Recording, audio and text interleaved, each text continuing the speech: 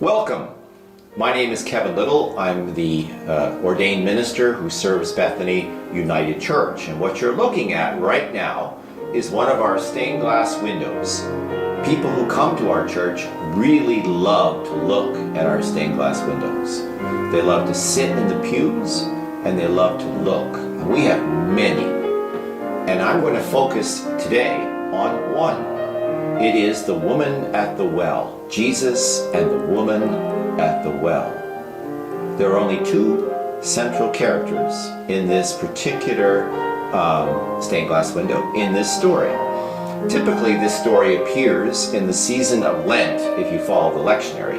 And the reason why you see this stained glass window today is we are, as you watch this, in the season of Lent. Often, when I talk to people in Lent, they tell me that they use this period of time, 40 days, leaving aside the Sundays, as an opportunity to draw closer to God, to take a look in the mirror and to reflect on who they are and where God is in their life.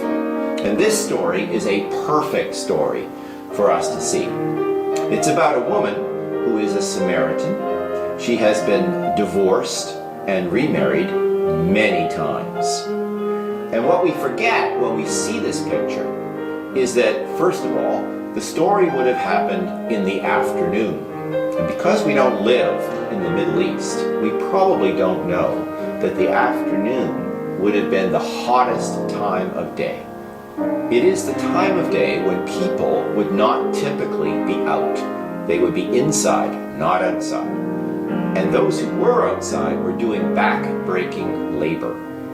This woman would have come to the well for only one reason at this time of day, and that is to be alone. I mentioned that she had been divorced and remarried many times, and that would have been the source of a tremendous amount of shame for her. She would have been looked upon by others with contempt, with judgment, and shame.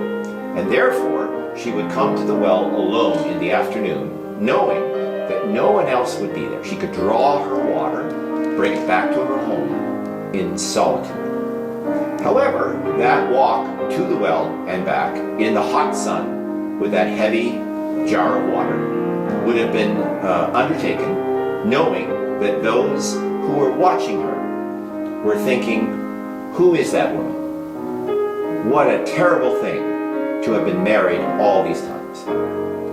And so, imagine her surprise when Jesus, whom I suspect she'd heard about, walked right up to her in this hot day and spoke to her. There are several taboos that have been broken by Jesus. First of all, to speak to a divorced woman would be a very scandalous act on Jesus' part. Secondly, men and women who were not related to one another were not supposed to be in contact, not in this way. And finally, this woman was a Samaritan. Jesus was a Jew. And we forget in all of these wonderful gospel stories that there was a huge animosity between Samaritans and Jews. They hated each other. And as a result of this rivalry, of this ethnic hatred between these two groups, again, this woman would have been shocked to have Jesus speak to her. And so, out of this conversation between Jesus and this woman comes something very special. At the very beginning, the woman asks Jesus why he's there. And he responds that he's there for water. And she responds in turn to talk about her own thirst. And Jesus asks about her background and then indicates that he knows a little bit about her. And that conversation comes round to this important fact, which is that this woman has been thirsty for a very long time for water that brings life. She is not really feeling much life. She's feeling shame. She's feeling alone. She's feeling as if others others see her only as someone who is damaged, someone who really is their scorn. But Jesus fills her with the understanding that whatever was in her past, she is, at this point in time, worthy of her attention, of his attention, of his interest, and further, that she has a life to live. You know, this story comes from John's Gospel, and you'll be familiar with some other words found in John's Gospel that, Jesus has come to bring life and life in abundance. Well, what does that mean, right? Well, it means that with whatever life we have and whatever we've done in our past, there is life left to live.